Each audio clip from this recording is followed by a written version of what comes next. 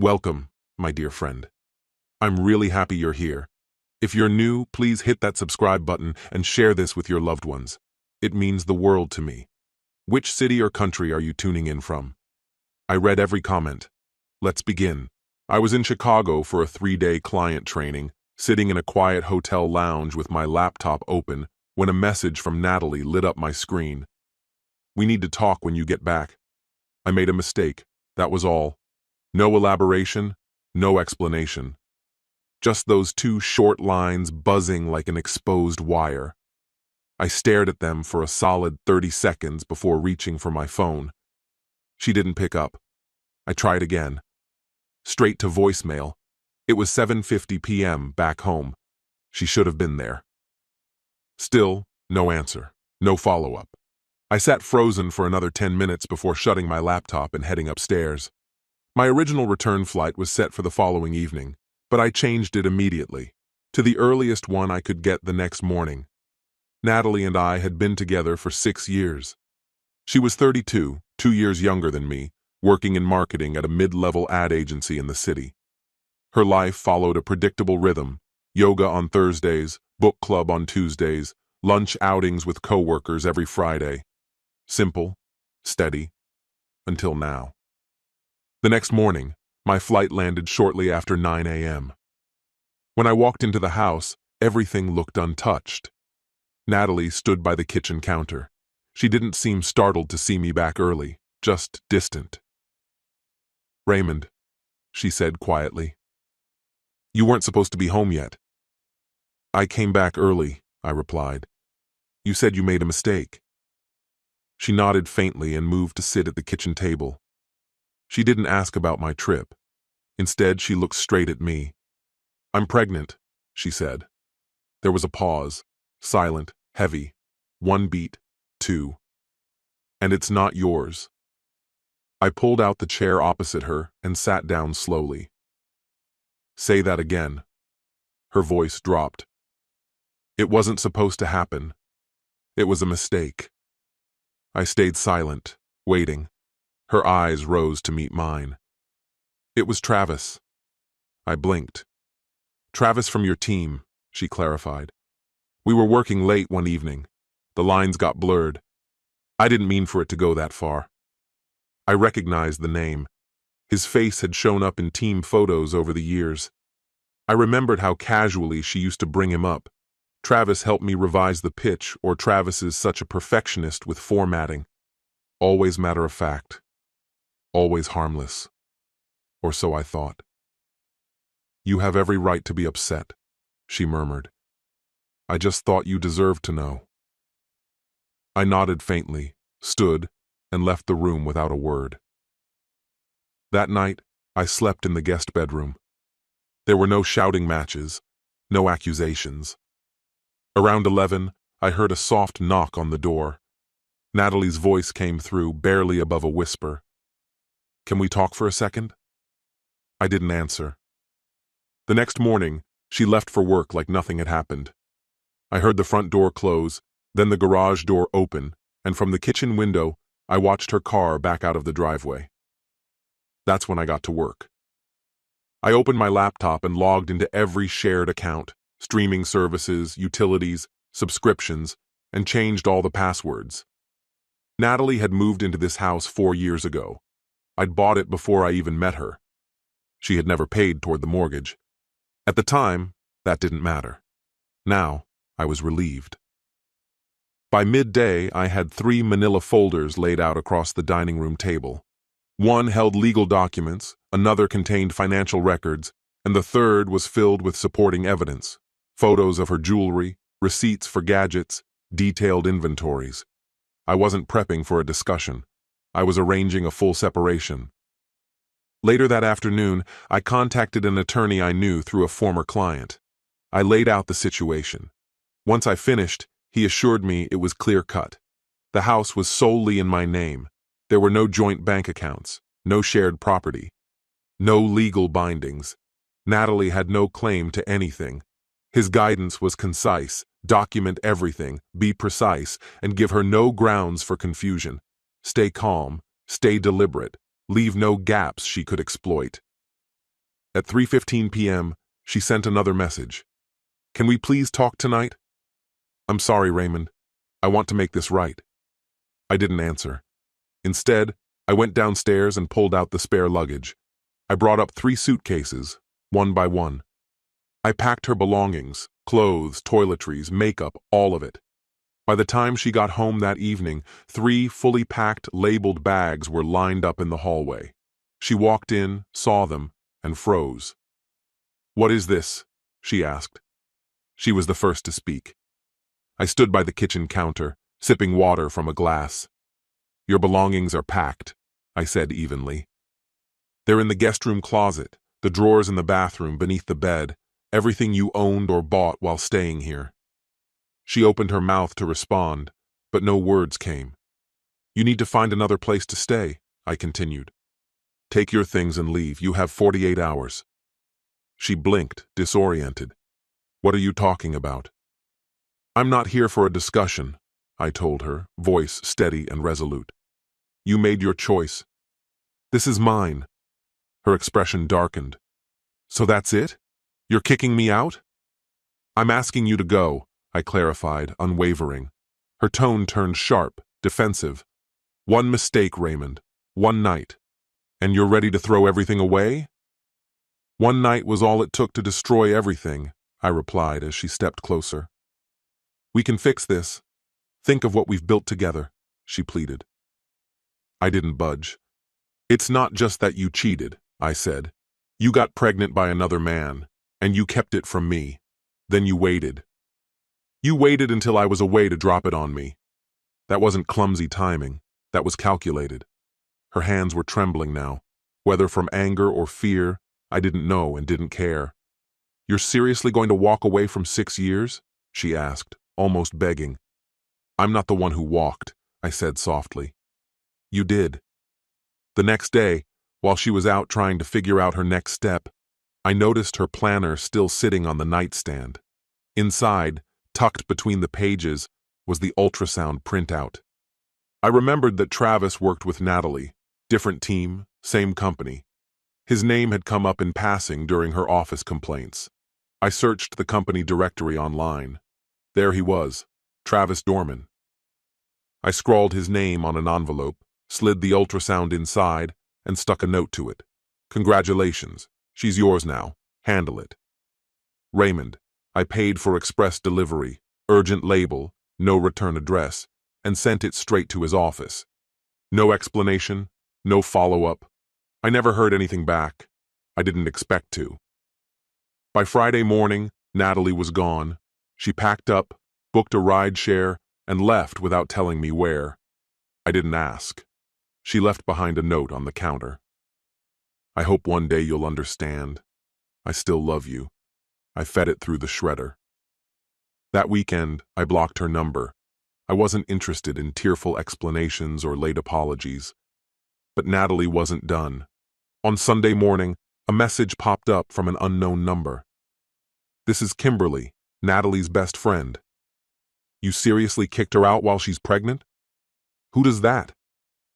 I didn't respond. A few minutes later came another message. "You don't just abandon someone over one mistake. She's devastated. She thought you were her forever." I blocked the number without replying. Later that same day, Natalie's mother emailed me. Subject line: "From a mother to a man with a heart." I didn't open it. They came in waves, people trying to shame me into taking responsibility for a mess I didn't create. That evening, my younger sister Erica called. Until now, she'd stayed silent. Her voice was careful, uncertain. "You doing all right?" she asked gently. "I'm fine," I replied. She paused. "Just checking in. There's talk. People are spreading things." I didn't ask her what she meant. When the call ended, I sat there in the silence. The chaos hadn't ended. It had just changed form. Out of curiosity, I checked Natalie's Instagram. She hadn't blocked me. No new uploads, just the same polished snapshots. But the comments? Disabled across every photo. Something was cracking. I didn't dig into it. But by the middle of the week, things escalated. A call came in from my credit card company. an account I'd almost forgotten about. A backup card Natalie had access to, though we hadn't used it in over a year. They flagged 2 charges, $2 at the Wyndham Plaza Hotel, a failed online purchase from a luxury retailer. Both attempts were declined, both unauthorized. The card was locked immediately, and a new one was issued. I thanked the rep and hung up. Now she was crossing financial lines. I kept detailed evidence, screenshots, alerts, the bank statement showing the transaction dates after she'd already been told to leave. That afternoon, I called my attorney and forwarded it all. "Good," he said. "Keep everything, just in case she pushes for something more." And she followed through on her threat. Exactly 3 days later, 2 police officers in uniform arrived at my door. They said they were there in response to a complaint Natalie had filed, accusing me of withholding her possessions, a silver laptop and several personal items she claimed held considerable personal value. I opened the door without resistance and stepped aside, allowing them in. My demeanor remained calm. I pulled out my phone and brought up a set of photographs I had taken. Each piece of luggage was packed with care, labeled clearly, and marked with a timestamp. One photo plainly showed the silver laptop tucked neatly among her belongings. The officers glanced at each other. It was evident they recognized this wasn't a case of theft. It was just the bitter residue of a relationship gone bad. They asked for a brief explanation, and I gave one without hesitation. Every item had been tracked and accounted for. The officers didn't linger long. Natalie's story clearly hadn't persuaded them. I knew exactly what she was doing, trying to stir up conflict, to draw me into a reaction, to portray herself as the wronged party. But I didn't bite. That evening, Kimberly reached out again, this time using a different number. "She's got nowhere to go," she told me. "She cries herself to sleep every night." "She should call her father," I said plainly. "She's terrified, Raymond." "So was I replied. Back when it mattered, Natalie hadn't cared. I ended the call without further comment. The days that followed were quiet, not peaceful just yet, but that deep, subdued stillness that lingers once the storm has moved on. I kept the house neat, orderly. I started eating better, sleeping more consistently, though the aftershocks of the previous chaos still echoed here and there. Then, unexpectedly, I received a message through LinkedIn from someone Natalie and I used to cross paths with at professional events. "Hey man, don't mean to intrude, but just wanted to say, you really dodged one. That whole mess with Travis blew up. HR had to intervene. His wife stormed into the office last week." Apparently, the anonymous package I'd sent had landed harder than I anticipated. Travis's wife had learned everything. The news spread quickly. It turned out Travis's affair with Natalie wasn't just personal, it had professional implications too. He'd been advocating for her promotion while they were involved. The situation escalated into a full-fledged scandal. Natalie was eventually pulled into an HR meeting. Rumors multiplied. Then Kimberly sent one final message. "She's back living with her parents now," it read. "She's got nothing left. No car, no job. Travis is ghosting her. His wife's threatening legal action." I ignored the message. Soon after, a certified letter arrived. It was handwritten and signed by Natalie's mother. "Raymond, please, she's not well. She hardly eats. She sobs through the nights. Yes, she made a terrible mistake, but you once loved her. Please help her get back on her feet. Even a small amount would mean the world to her. Just enough to start over." I jotted down the return address and added it to my growing file. Then I forwarded everything to my attorney. "Draft a cease and desist," I wrote. By the next day, the legal documents were ready, signed, and delivered to Natalie, her mother, and Kimberly. They included a detailed breakdown, the timeline of events, the fabricated claims, the baseless police report, and a final warning: any future contact would lead to legal action. That marked the true end. No more phone calls, no more messages. No surprise appearances, just silence. And this time, it was a silence I welcomed. Once those letters were sent, it was like flipping a switch. Natalie disappeared from my life completely. I repainted the bedroom. The old shade, a pale green she had called sage, was her choice. I replaced it with a rich navy blue, clean, assertive. Mine. 2 months had passed since Natalie first sent that message, the one that had set everything in motion. Back then, I thought it was the final chapter. Now I see it differently. It wasn't an ending at all. It was the beginning. One sharp, decisive choice, followed by steady, intentional steps. That's all it took. Not rage, not vengeance, just clarity. Just control. The last thing I did was change the locks. Not because I believed Natalie might come back, she wouldn't, but because I needed every threshold in that home to mark a new phase. One I defined. One I rebuilt. That night, at precisely 9:17 p.m., I poured a glass of whiskey and sat on the back porch. The silence no longer felt empty. It felt earned. 3 months after everything fell apart, I ran into Scott, an old colleague from finance. Steady guy. Known for having the latest gossip. He spotted me first. "Raymond," he said, walking up. "Been a minute." "Yeah," I replied with a slight nod. "How have you been?" We exchanged small talk, caught up briefly. Then his tone shifted, a hint of intrigue in his voice. "So, Natalie," he said, lowering his voice like he was about to share state secrets. "She's been saying some things. I bumped into Scott at a get-together last weekend." He glanced around, wary, then leaned in. "She told everyone you kicked her out," he said. "Said you embarrassed her, tore her life apart, and didn't even give her a chance." I gave a slight nod. "That's not far from the truth." His eyebrows shot up. "Wait, you're serious?"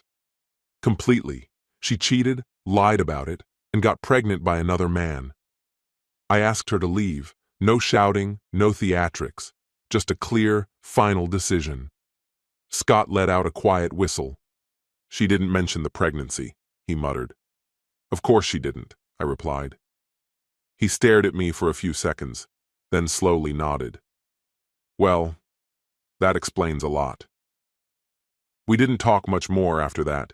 No tension, no big scene. Natalie had reshaped the story in her head, painting herself as the victim. That's how people like her cope. They light the match, then cry about the smoke in their lungs. Let them. The house wasn't the same anymore. The weight of deception had lifted. No more muffled cries behind doors, just peace and purpose in every step. Natalie never contacted me again. She had no reason to. She'd started it with one carefully worded message. I didn't respond with texts or arguments. I answered by closing the chapter and the door, for good. She thought I'd crumble under the aftermath of what she left behind, but I held steady. No outbursts, just finality. I chose truth over her performance, and I didn't look back. This story has come to an end. What's your opinion? Share it in the comments, my friend. And if you liked this story, check out other exciting videos on my channel. I'll say goodbye until the next video. See you.